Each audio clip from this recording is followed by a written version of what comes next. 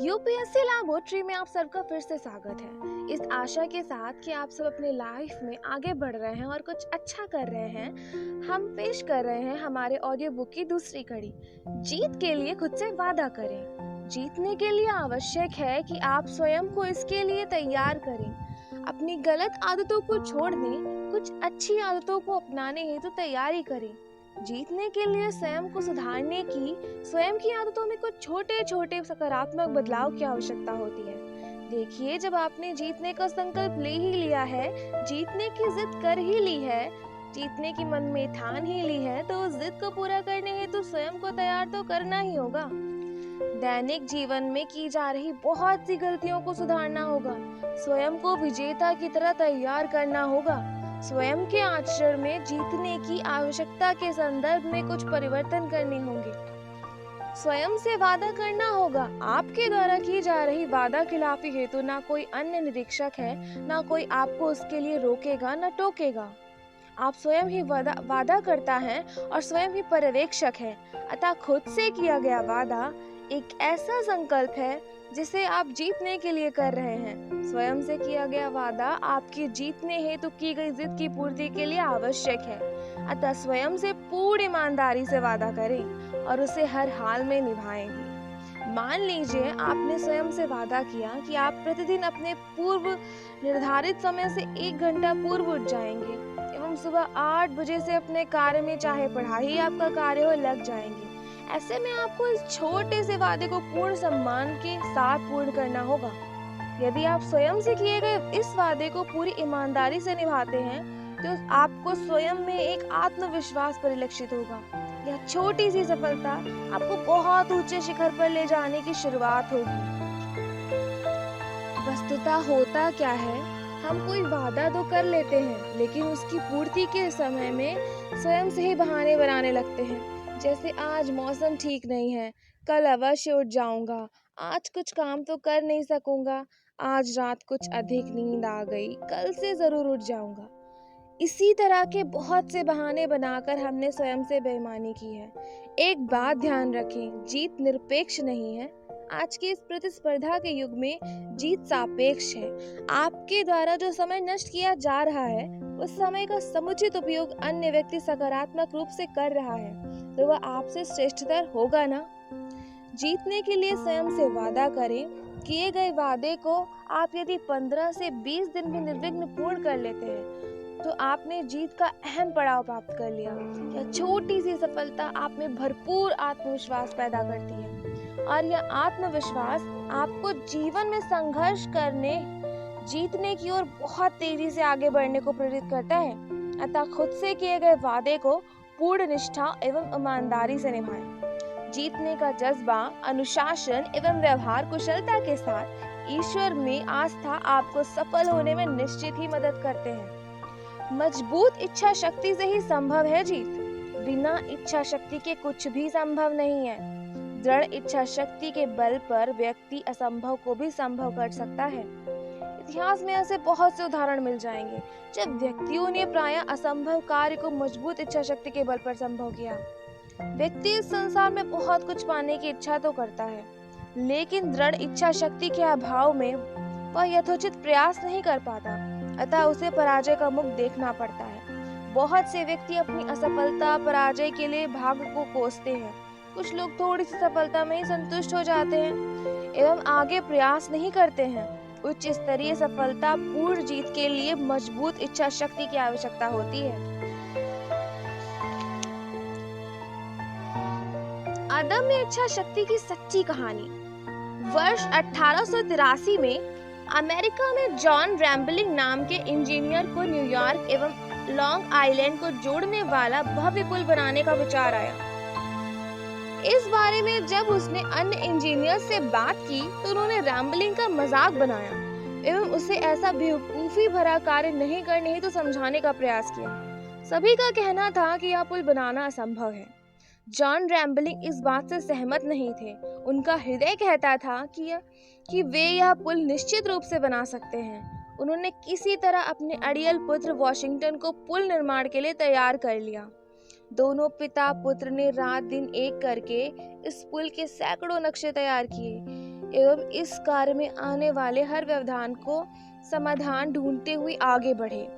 अपूर्व उत्साह एवं लगन से वे इस चुनौतीपूर्ण एवं लगभग असंभव से कार्य में जुट गए। काम सही तरह से चल रहा था। कुछ ही महीने गुजरे थे कि निर्माण स्थल पर एक दुखद हादसे में जॉन रैम्बलिंग की मृत्यु हो गई। उनके पुत्र वॉशिंगटन के मस्तिष्क में कुछ ऐसा आघात लगा कि वह अब चलने फिरने एवं बात करने लायक नहीं रहा। लोग उसके बारे में तरह तरह की बातें करने लगे। किसी ने भी उसके हौसले की तारीफ नहीं की। दूसरे इंजीनियरों ने कहा कि अब काम समेट लेना चाहिए। शारीरिक असमर्थता के बाद भी वॉशिंगटन हतोत्साहित नहीं हुआ। वह अपंग होने के बाद भी 2 गुने उत्साह एवं लगन से अपने पिता के सपने को पूरा करने में जुट गया। उसका शरीर ध्वस्त हो चुका था। अस्पताल में अपने कमरे में लेटे हुए उसके दिमाग में एक अद्भुत विचार कौन था। उसने अपनी उंगली हिलाकर अपनी पत्नी से संवाद करने का तरीका खोज लिया। वह अपनी पत्नी को हाथ की उंगलियों की थिरकन से यह बताता कि इंजीनियरों को क्या करना चाहिए। ऐसी अवस्था में किसी तरह काम पुनः शुरू हो गया और अगले 13 वर्षों तक वॉशिंगटन अपनी पत्नी की बाह पर अपनी उंगलियों से संकेत दर्शाकर निर्देश देता रहा। अंततः पुल बन गया। आज वह शानदार पुल, ब्रुकलिन पुल, अपनी विराटता एवं कारीगरी से देखने वालों को मुग्ध कर देता है। वह हमें बताता है कि अदम्य इच्छा शक्ति एवं लगन के सामने हर परिस्थिति पराजित हो जाती है। साथ ही वह हमें उन जीवट लोगों के बारे में बताता है जिन्हें दुनिया पागल समझती है। वह उस स्त्री के अपने पति के लिए प्रेम एवं समर्पण की भी कहानी सुनाता है, जो वर्षों तक अपनी बाह पर अपने विकलांग पति के संदेशों को उसकी उंगली की थिरकन से समझकर इंजीनियरों को बताती रही कि उन्हें करना क्या है। यह सच्ची कहानी अदम्य इच्छा शक्ति के बल पर असंभव को संभव बनाने का संदेश देती है। हमारे दैनिक जीवन में हमारे सामने अनेक छोटी मोटी बाधाएं एवं समस्याएं आती ही हैं। हम उनसे लड़ने की अपेक्षा चुपचाप हार मानकर बैठ जाते हैं। संसार में ऐसे लाखों लोग हैं जिन्होंने अत्यंत विकट एवं विकराल मुश्किलों से उन पर अपनी जीत दर्ज की है। अदम्य इच्छा शक्ति रखने वाले लगन एवं परिश्रम से अपने सपनों को पूरा करने हेतु तत्पर व्यक्ति को किस्मत भी परास्त नहीं कर सकती। अदम्य इच्छा शक्ति के बल पर जीत हासिल करने वालों में महादेव डेका की प्रेरणास्पद कहानी इच्छा शक्ति के बल पर कुछ भी हासिल कर लेने का एक जीता जागता प्रमाण है। हमारे देश के असम प्रदेश में महादेव डेका नाम के एक व्यक्ति शरीर सौष्ठव में अपना नाम कमाने हेतु प्रयासरत थे। अचानक वर्ष 2002 में उनके दिल का ऑपरेशन ओपन हार्ट सर्जरी हुआ। 3 महीने तक वह आराम करते रहे। उनकी तमन्ना थी कि वह शरीर सौष्ठव में पूरे विश्व में अपनी पताका फहराएं। एक दिन उन्हें लगा कि वह बिल्कुल स्वस्थ हैं। उन्होंने डॉक्टरों से संपर्क किया। डॉक्टरों ने उनकी जांच की तो पाया कि वह पूरी तरह स्वस्थ हैं। उन्हें व्यायाम की इजाजत दे दी गई। मिस्टर डेका ने बहुत कड़ी मेहनत की और विश्व चैंपियनशिप में अपनी जीत दर्ज करने की ठान ली। फ्लोरिस में हुई विश्व चैंपियनशिप में वह मिस्टर यूनिवर्स चुन लिए गए। यह केवल असम के लिए ही नहीं बल्कि पूरे देश के लिए गौरव का दिन था। महादेव से पूछा गया कि जब उनके दिल का ऑपरेशन किया गया तो क्या वह निराश हो गया था कि अब कभी वह विश्व चैंपियन नहीं बन पाएगा। इसका जवाब महादेव ने कुछ इस प्रकार दिया, नहीं, मैंने ठान लिया था कि चाहे कुछ भी हो मुझे तो विश्व चैंपियन बनना है। मैं आत्मविश्वास से भरा हुआ था। जैसे जैसे मैं व्यायाम करता गया मैं जोश से लपड़ता गया और मुझे लगा कि मैं मिस्टर यूनिवर्स बनने जा रहा हूँ। मिस्टर डेका का कहना है कि इच्छा शक्ति, लगन, मेहनत आदि के साथ ईश्वर पर भरोसा रखने वाला हमेशा विजयी होता है। जीत के लिए सकारात्मक सोच अहम है। I feel beautiful and think I am. Regular exercise, feel good, positive thinking, eat better. सकारात्मक सोच एवं मानसिक स्थिति, दृष्टिकोण और विचारों के एक ऐसी अवस्था है। हमारा सकारात्मक दृष्टिकोण हमें विकास की ओर उन्मुख करता है, हमें आगे और आगे बढ़ने को प्रेरित करता है। सकारात्मक सोच के व्यक्ति जीवन में नई बुलंदियों की ओर अग्रसर होते जाते हैं। उनके जीवन में अपार सफलताएं, अनगिनत जीत और चारों ओर बेहद खुशनुमा माहौल रहता है।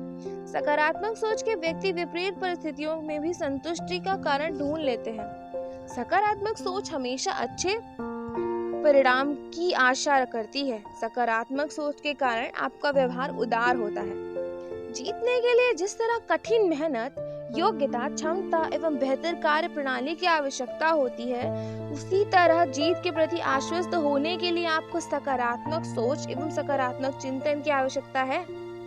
नकारात्मक सोच का व्यक्ति कठिन मेहनत नहीं कर सकता है एवं छोटी समस्या में वह तनाव से घिर जाता है।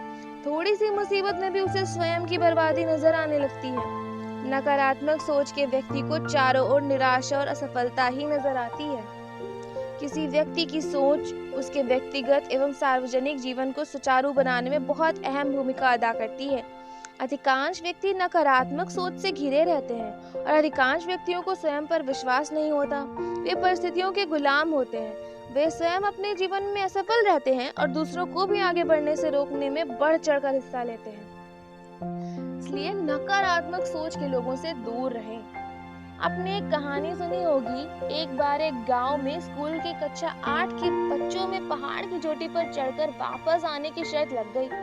10 बच्चे शर्त के लिए तैयार हो गए। जैसे ही बच्चों ने चलना शुरू किया, अन्य बच्चे कहने लगे कि इतनी ऊंची चोटी पहाड़ी पर चढ़ा नहीं जा सकता, प्यास लग जाएगी, आगे घना जंगल है, पत्थर बारिश में भीगे हुए हैं, फिसल जाओगे। ऐसी बातें सुनकर चढ़ने वाले बच्चे हताश होते रहे और 9 बच्चे तो बीच में ही रुक गए। एक बच्चा चलता गया एवं सकुशलता वापस भी आ गया। कभी ने उसकी सफलता का राज जानना चाहा तो पता चला कि वह बच्चा बहरा था। यह कहानी बहुत प्रेरणास्पद है। सकारात्मक सोच रखने वाले व्यक्ति आत्मविश्वास से भरपूर एवं जीवन दिखाई देते हैं। उनका मानसिक स्तर सामान्य व्यक्तियों से उच्च एवं आशावान होता है। एक बार स्वामी विवेकानंद एक निर्माणाधीन मंदिर के पास से गुजर रहे थे। उन्होंने वहां पर कार्य कर रहे एक कारीगर से पूछा, भाई क्या कर रहे हो? उसका जवाब था, गधागिरी कर रहे हैं। दिखता नहीं है कि इस गर्मी में गधे की तरह मेहनत करनी पड़ रही है। स्वामी विवेकानंद वहां से हंसकर चल दिए। उन्होंने दूसरे व्यक्ति कारीगर से पूछा, भाई क्या कर रहे हो? उसने कहा, स्वामी जी, ईश्वर की कृपा से मैं इस भव्य मंदिर निर्माण में अपना तुच्छ योगदान दे रहा हूँ। मैं बहुत भाग्यशाली हूँ कि मुझे यहाँ काम करने का सौभाग्य मिला है। इस तरह एक आदमी की सोच कितनी नकारात्मक थी, जबकि दूसरा व्यक्ति सकारात्मक सोच के कारण बहुत खुश होकर अपने कार्य कर रहा था। आपकी सोच आपके आचरण को प्रभावित करती है और आपका आचरण जीवन में आपको नई बुलंदियों की ओर अग्रसर करता है। जीत के लिए सकारात्मक सोच बहुत अहम है। We must not share our dreams with negative people, nor feed your dreams with negative thoughts. अर्थात अपने सपनों को नकारात्मक लोगों के साथ मत बांटिए और ना ही नकारात्मक विचारों को अपने सपनों के मध्य आने दें। जीत के लिए आत्मविश्लेषण करें। आत्मविश्लेषण का अर्थ है स्वयं को जानना, स्वयं की कमजोरियों को जानना, अपनी पराजय असफलता हेतु उत्तरदायी स्वयं की कमियों का ईमानदारी से विश्लेषण करना। अधिकांश व्यक्ति जीतने के लिए संकल्प करते हैं, प्रयास करते हैं। यदि वह असफल हो जाते हैं तो हताश होकर बैठ जाते हैं। अपनी पराजय असफलता के लिए भाग्य को दोष देते हैं या परिस्थितियों को या फिर किसी व्यक्ति विशेष को अपनी पराजय हेतु जिम्मेदार मान लेते हैं। लेकिन इस पराजय हेतु वह स्वयं कितने उत्तरदायी हैं?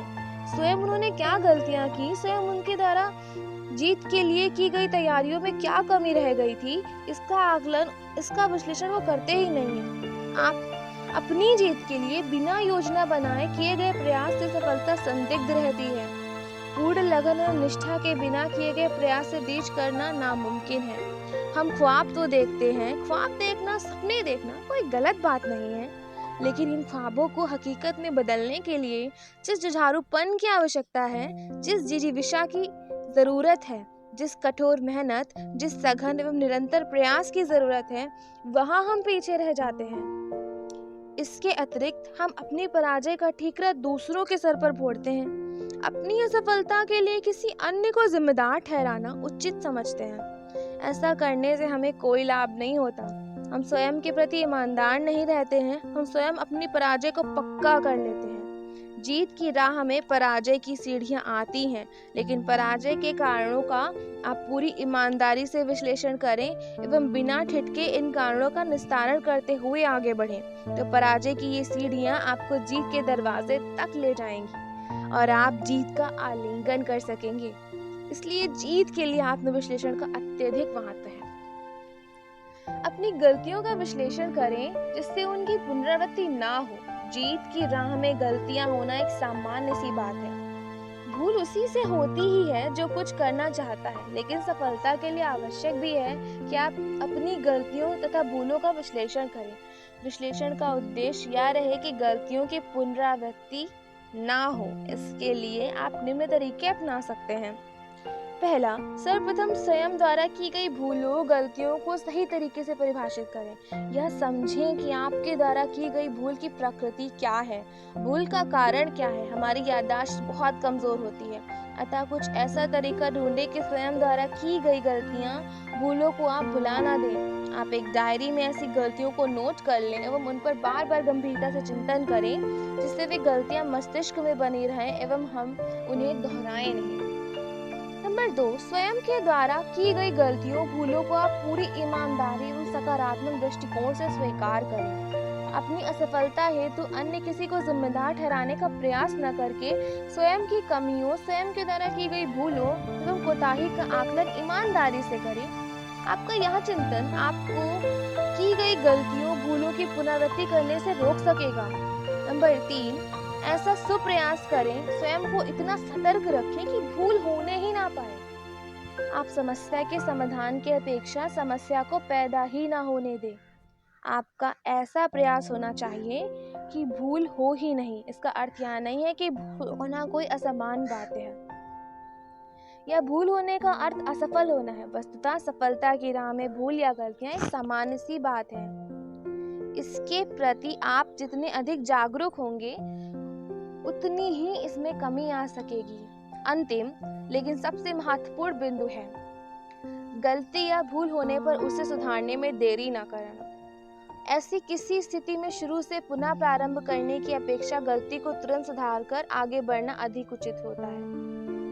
अपनी भूल को सुधारने की पहल तुरंत करें। यह बात अच्छी तरह समझ लें कि भूल तो होगी ही, लेकिन आपने जितनी शीघ्रता से अपनी भूल का निराकरण कर दिया, आप उतने ही शीघ्र जीत के करीब पहुंच जाते हैं। गलतियां होना, भूल होना सफलता की राह में सामान्य घटना है, लेकिन आप इस घटना से कैसे रूबरू होते हैं, कैसे निपटते हैं, इसी निर्णय को लेने की क्षमता, योग्यता पर 80% सफलता निर्भर करती है।